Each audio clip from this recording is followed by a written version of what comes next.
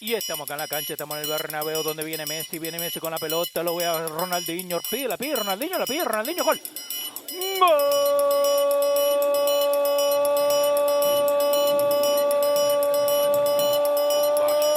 Toque de cabeça, olha chance, olha gol! Gol!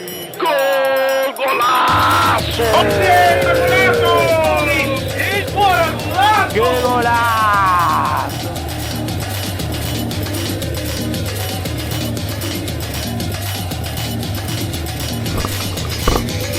No, I can't believe this is episode 67. 67 episodes, and I still haven't figured out what in God's name have I spoke in 67 episodes. Or 66, technically, is what I mean. But 67 episodes? The 5 people that listen to this, I don't know how the hell you put up with this. But let's get straight into it. Guys, again, every Wednesday we are here at the Brasil Paradise Grill, and we always give away a free jersey. All you have to do is just purchase anything. It could be as small as a soda, which, by the way, it's a Coke, but it's amazing because I'm drinking it here. Anyway, again, we do give away a free jersey anytime you come here. Again, you just buy anything as little as a soda. Good morning. Guess almost like morning. And that's all you have to do. You just have to buy something. Come by here on Wednesday nights, buy something, and you get a free jersey. One of these free jerseys. Today I got Roma, got Brazil, got Alianza Lima, and I think I have a Manchester United. Yeah, Manchester United here. All right. So let's get straight into it. So it looks like more likely that Coutinho is going to be dumped out. He hasn't really fit into the Barcelona squad. He's barely got any playing time. He hasn't played a full 90 minutes since January of this year, which is bad. I mean, you don't get the starting lineup. You don't get into it. He's just come on like 19 times, and if I'm not mistaken, 10 times he's come on as a substitute.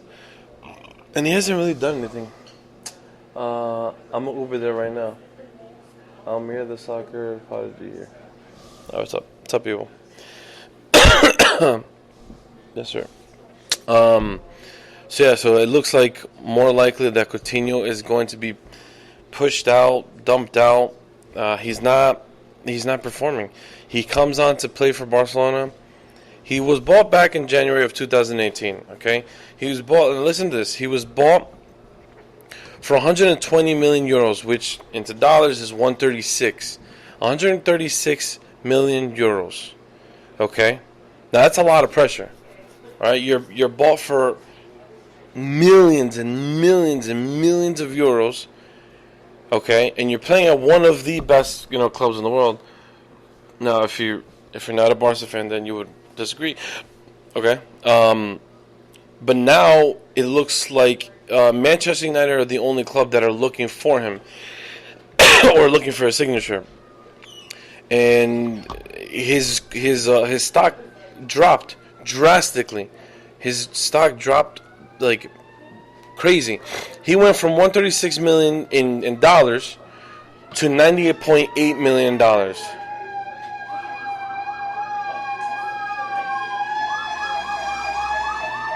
There, right there. So he's dropped a significant amount. I mean, that's about that's like what, 40 million that he's dropped. And Barcelona are looking more and more likely to offload him because he's not performing. He's not doing anything there. He comes on and he'll do, a little thing. He'll provide, he'll pass, he'll do this, but he doesn't bring that flair that he did at Liverpool. Or when he plays for Brazil, actually, he doesn't have that flair either. It seems like he's just not really fitting into the Barca style. And Ernesto Valverde the other day he used instead of a 4-3-3, which is what Barcelona is usually known for, he switched to a 4-4-2, and he started Vidal over Coutinho, and it's like it looks more and more likely that since Ernesto's going to take charge, that Coutinho's not in his plans, which is all right. Me personally, I'm a huge fan of Coutinho. Ever since I seen him in what's that team? Not Inter. Mallorca? No, damn it, I forget the Spanish team that he played for before Inter Milan. But it was before Inter Milan where I first noticed him, and I've been a huge fan of him ever since. And as you people know that listen to this show, I'm a fan of Barcelona. So I thought it was like a match made in heaven for me, personally. But it doesn't look likely, and it looks like he needs to go, because he was supposed to be the guy for Iniesta, and it's not happening. Let's take it to IG Live without dropping my phone. Hey Franco, I'm good. Okay. All right. Well, whoever's on Instagram now, they're just talking to themselves. So it looks like Coutinho will not fit. It looks like Coutinho is, if he doesn't do anything from here till the end of this season, which will be May, if he doesn't really produce or doesn't show Valverde that he's, he should keep him, then it's not going to work. It's not going to work, and they're going to offload him. And Man United look like they want to, step up their bid, which I don't know why Man United would want him. They have Anthony Martial, they have Marcus Rashford, they have Alexis Sanchez, which I mean, if you hear that, just ignore it. But they have him, okay. They have Lukaku, they have Jesse Lingard. It's like you don't need to add Coutinho unless you're going to offload somebody, and unless Ali, sees him as where he needs him in that sense. You know what I'm saying? So it just doesn't understand. I mean, it doesn't make sense for them to go and buy Coutinho. So, and speaking of Manchester United, Pogba, he was just speaking to the press, and he was talking up links to Real Madrid. He says, like I've always said, Real Madrid is a dream for anyone. It's one of the biggest clubs in the world. There's also Zidane as a coach, and it is a dream for anybody who likes football. For now, I'm at Manchester. We don't know what the future holds. I'm at Manchester, and I'm happy. Now, with him saying that, is he fueling the fire? Is he really considering leaving Manchester United, going to Real Madrid? Because that's a big move. That's a huge move, for him to go from Manchester all the way to Real Madrid. And on top of that, will he fit into the system? Will he fit into what Zidane has planned? I don't know.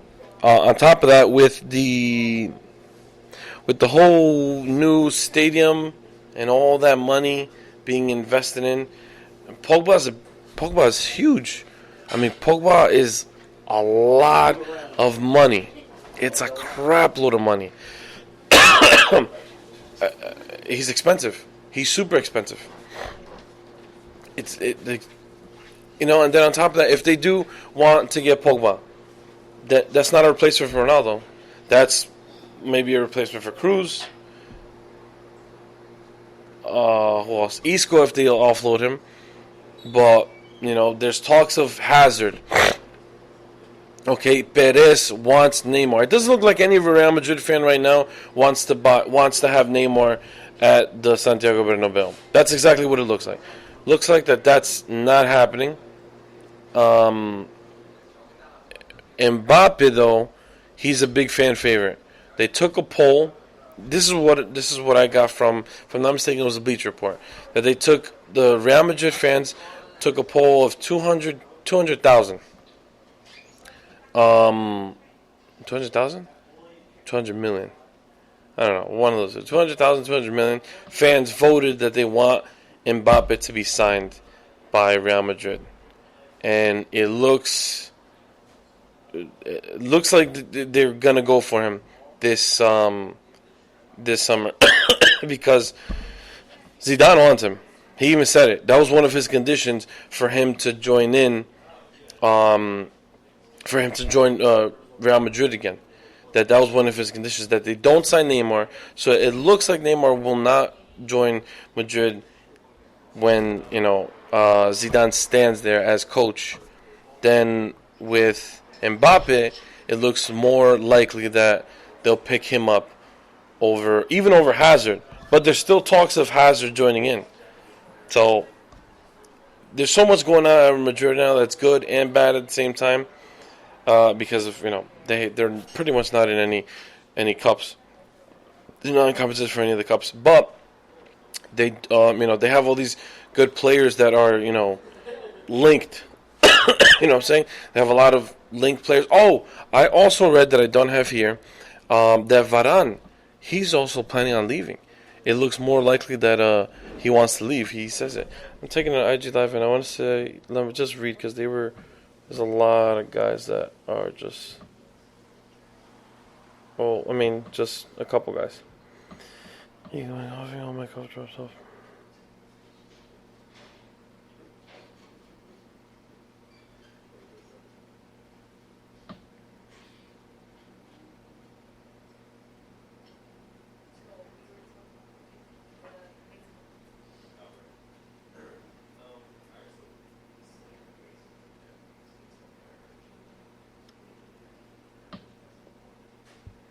Okay, I'm very quiet right now because of I'm trying to read what they're saying on Instagram Live, and the only few things that I can answer or reply to is King Gabriel 14 says, who better, Vinicius Jr. Coutinho? And then K_Castillo 26, he says, give Vinicius years. I'm assuming you're saying give Vinicius a chance. Okay, if that's what you're saying, then yeah. Vinicius, I wouldn't say he's the answer to Real Madrid's problems, but I would say he's a great youth product that Real Madrid acquired. He's a great upcoming talent. At first I honestly thought that they were going to hype him up to be this, upcoming star, blah, blah, blah. But he pretty much showed in the games that he played before he got injured that, he's a guy that they can count on. And he's doing really, really well. Now, it's unfortunate that, he got injured in El Clásico. It was in La Liga. No, it wasn't El Clásico. It was Ajax in the Champions League. Yeah, that's right. It was very unfortunate that he got the injury, but what he did on the field for Real Madrid was phenomenal. He did a great job. He did the most that he could, and he's a great potential. To King Gabriel 14, you said, who is better, Vinicius or Coutinho? I'm going to say, from what we're seeing on the pitch, Vinicius. Though, even if he is injured, I'm going to have to say Vinicius Jr. because Vinicius Jr. has been starting, has been playing, and he's been producing way more than Coutinho. A lot more. Again, taking it to Instagram Live. Okay, they're just having a conversation between yourselves. So, okay. Yeah, I'm just going to ignore. Listen, if you guys have any serious questions, then really get my attention. But if not, I'm just not going to pay attention to Instagram Live. Last week, German head coach Joachim Löw announced that he would not be counting on Mats Hummels, Jerome Boateng, or Thomas Müller. And a lot of fans kind of divided, where it's like some were saying, okay, it is time for them to pass on the mantle to the next generation, which is good. You're just mad Juventus took the first L. I don't think you're talking to me. Is it possible to join the live if we request? No, sorry. Unless, we scheduled you for as a guest. But no, sorry about that. Anyway, back to this. So there was a lot of fans that were divided about this decision with Joachim Löw. saying, it's time for them to give it to the next generation, pass on the mantle, blah, blah, blah, blah, blah. But then other players were upset because of the fact that, they're World Cup winning stars. They have a lot of experience, and they can still go. They can actually still go for another, I'd say another 2-3 years maybe. Hummels is still going strong. Boateng is still going strong. And Mueller is still doing good. They're all doing great at Bayern Munich. Why not use them? I understand the sense where Joachim Löw is saying we need, to get our younger guys in, and give them a chance and stuff like that, which I understand. Completely understandable. You want to be prepared for the next generation, the new Germany, the new look. You know what I'm saying? I get that 100%, and it's always happening. It's constant. It's happening right now in the international break. It's happening right now. But I don't understand why wouldn't you, not at least just tell them, listen, we're going to give the youth a chance more, but not completely, I don't want to say axe them out, but not completely push them out. So with this, they played today against Germany. They tied 1-1. But it was a beautiful tribute from the fans because I don't know if the association is going to give them some sort of goodbye game or something like that. But I guess in Germany, the way you say thank you is Danke, Danke, and then they put Danke. It was on the second row, and then on the second row, Mike, whenever you can, the tickets here and then the pencil that they could write their name on the back and email. I was on the second top. It said Danke, and then on the bottom it read 5-13-17, which is Hummels, or actually it's. I don't know. Anyway, just those two. It was their numbers, which 5, 13, and 17, which is Hummels, Boateng, Mueller. I honestly don't remember who's who. Okay, I'm gonna take it to Instagram Live because they're going. They're just right. They're Andres is epic cough. I have a PS4. Can you shout out my friend Nick?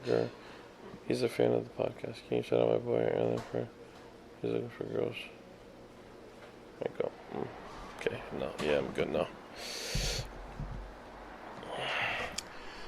Okay, we're moving on to Champions League update. So I haven't spoken anything about because I missed Sunday's episode, or I didn't do an episode on Sunday. So the quarterfinals are set. Tottenham drew against Man City. Now, if you follow both those pages, specifically Tottenham Hotspur, you'll notice. You just look if you get a chance, okay, and you're on Instagram. Which, if you're on Instagram Live, you can get out of this afterwards. After I'm done, well, I'm almost done. It's a short episode today. Just if you want to have a laugh, go to Tottenham Hotspur's Instagram page. Look for the post where they announce that they will be facing Manchester City in the Champions League. Just look at the comment section, and you'll have a whole good 5 minutes of laughter. It's so funny to just see and hear the negative comments that they have. They're like, "Oh, that's it. It was a great season, boys. Oh, it's done. They're done," or like, "Good job," or like, "Oh, crap," or some of them just say "fuck," and then they just leave. That's it. It's hysterical. But yeah, Tottenham and Manchester City, they're both from the Premier League. If you didn't know that, shame on you. If you did, good. So that's going to be an interesting tie. A lot of people are already saying Manchester City's going to win, Manchester City's going to win, Manchester City's going to win, Manchester City's going to win. I don't just, don't rule it out yet, because you never know. Tottenham, because, look, United came back against Paris. Ajax came back against Real Madrid. Porto came back against Roma. Who else? We had another one. Thanks. we had a few of them. Juventus came back against Atletico. City didn't really come back. They just smashed them. Barcelona didn't really come back. It was a tie. Liverpool didn't really come back because it was also a tie. But this season has been a lot, and a lot of this season has been about comebacks. So you never know. You really never know. That game will be played on April 9th at 3 p.m. So that's not next week, the following week. No. Yeah, no. In 2 weeks. In 2 weeks. 2 weeks we'll have the Champions League Quarterfinals back. That same day we'll get to see Liverpool face Porto. A lot of people are also saying how Liverpool is just going to easily just knock Porto out of the way. Apparently it's easy. It's as easy as that. But I don't know. I don't think it'll be easy. I do see Liverpool passing as I do see Manchester City passing. Ajax the next day will face Juventus. That's a very interesting time. Juventus are strong, hungry, but Ajax are very, very young and very, very hungry. As you can tell against Real Madrid, they're not, biting their tongue. They're doing a lot. And then the last one on that day will be Manchester United against Barcelona. This is a great tie. This is probably not the best one, but it's very interesting. Because Manchester United, they're, with Ollie coming in, they're really, they've been really hungry. They've been really amping it up to win the Champions League because they're back, and they're doing good. Despite their last 2 losses against Wolverhampton in the FA Cup. So they lost that, so they have to be extra motivated to bring the Champions League. Plus, they're not even in the top 4 anymore because they lost to Arsenal. So it gives them extra motivation for them to go and defeat Barcelona. But at the same time, Barcelona have this hunger, obviously, because Real Madrid has won it the last 3 seasons. And Messi, before the season started, gave this huge speech about how their main focus is bringing back the Champions League back to the Camp Nou. Now, will it happen? I don't know. Will Manchester? This is the game that I just can't simply predict because it's too tough. Obviously, if you put it on paper, you'll see Barcelona is much more superior to Manchester United. But we don't know. We just don't know. So those 2 games, Ajax versus Juventus, United and Barcelona, will be on April 10th at 3 p.m. Then the following week, it'll be April 16th, and then April 17th we'll have the second leg, and then we'll find out on April 17th who will face who. Europa League will be April 11th, and then April 18th. Arsenal drew Napoli. That's already a good tie. That's a very, very good game right there. Slavia Prague versus Chelsea. That's a very good game because Chelsea, they're eager to win something. They're out of the FA Cup. Right? I think they are. I think, yeah. Hold on.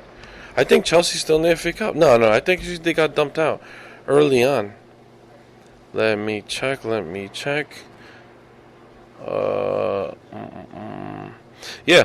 The only big team, top 6 team, is Manchester City, who face Brighton April 6th, and then Watford faces Wolves. So Chelsea are going to want to, do as much as they can. Plus, they already have a warning from Slavia defeating Sevilla. Then we have Benfica versus Frankfurt, and the La Liga game, basically, in the Europa League, Villarreal versus Valencia, which is going to be another great game because not only do they know each other, but they both want the same. They want to go into the semis. They want to go as far as possible. And it's going to be a real good game. Let me take it out IG Live. Let me see.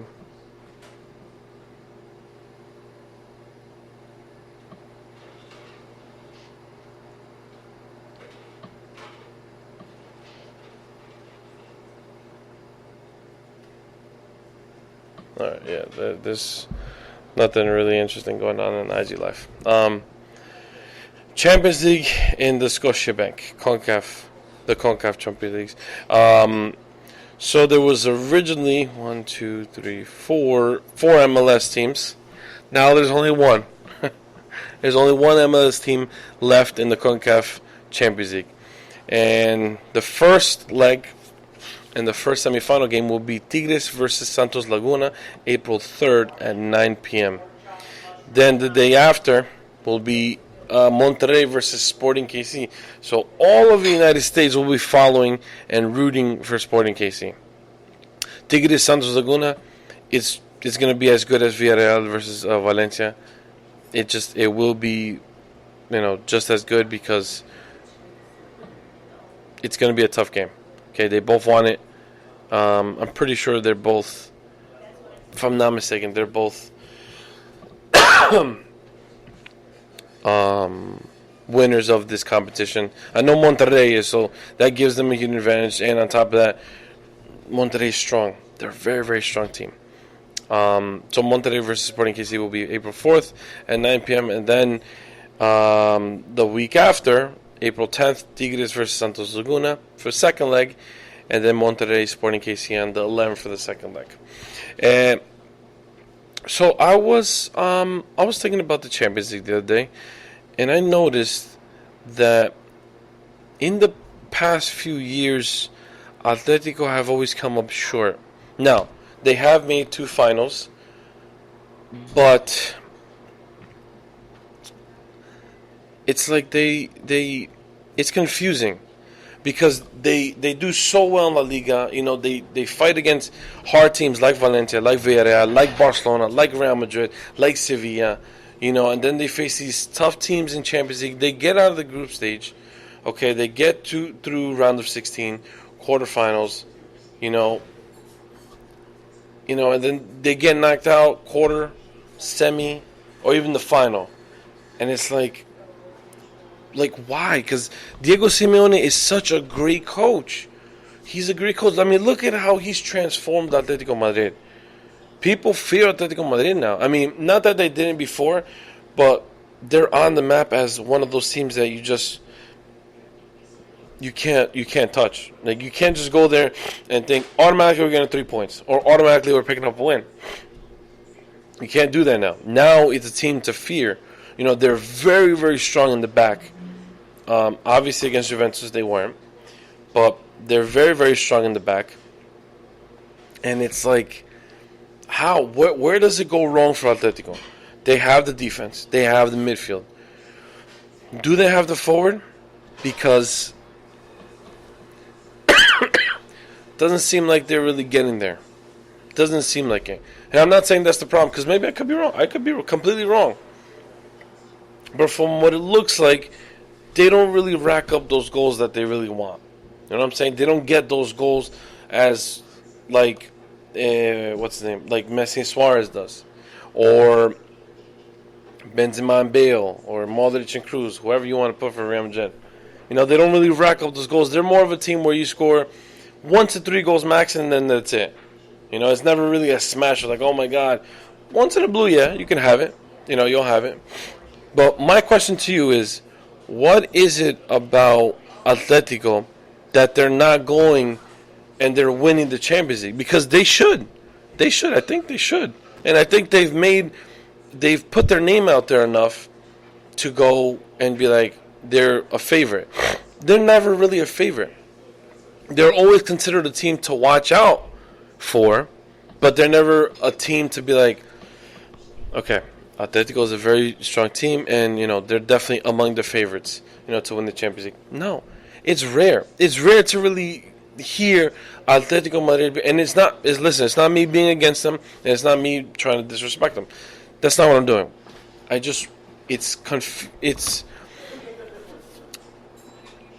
a question that I want to know what the hell the answer's to, because it just doesn't make sense to me. You know what I'm saying? King Gabriel, what do you think about Zidane's return? Zidane's return, I think, is a great signing. I think it's very smart of Real Madrid, because look what happened when Lopetegui, whatever his name is, he came in and it's like, what happened? It's like Zidane was never there. Then Solari came in, and me personally, what I think, now, again, if you don't know who I am, I'm a Barcelona fan. So I don't really like to talk good about Real Madrid. But Solari, what he did was he gave the youth experience. That he gave them game time, which is fantastic. It's great to give the youth some experience. That was, me personally, the only good thing that he really did. Now, you can have your own opinion, but I have mine. With Zidane, he's kind of a mixture. He'll give the youth experience, but he'll also, put those experienced players in. Hold on one moment. I just want to mix this up because we have two people here and they entered for a free jersey, and I'm mixing this up. I didn't want to look at it. 014025 is the winner. I'm not going to announce it because they're eating and I don't want to be rude like that. See, I'm a gentleman. At times I can be. So 25 is the winning number. 24 is not the winning number. Okay, so I think it's great, for Zidane to come in, bring back some peace and calm into the dressing room, and finally guide them to doing the best that they can in La Liga, because they're out of Copa del Rey, they're out of Champions League, so they got to finish the league strong.